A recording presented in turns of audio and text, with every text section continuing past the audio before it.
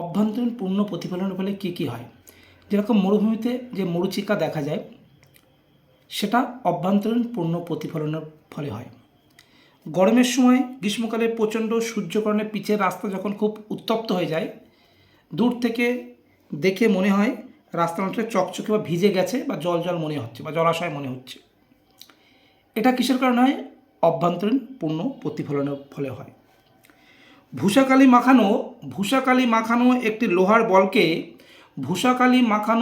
লোহার বলকে জলে ডোবালে চকচকে দেখায়।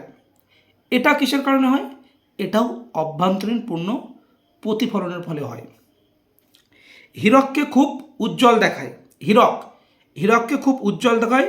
হীরকের ঘনত্ব এবং প্রতিসরাঙ্ক বেশি, কিন্তু হীরক যে উজ্জ্বলটা দেখাচ্ছে তার মেন কারণই হলো অভ্যন্তরীণ পূর্ণ প্রতিফলন।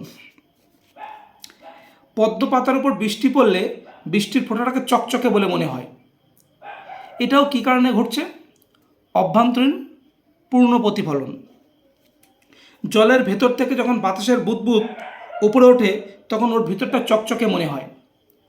এটাও অভ্যন্তরীণ পূর্ণ প্রতিফলনের ফলে হয়।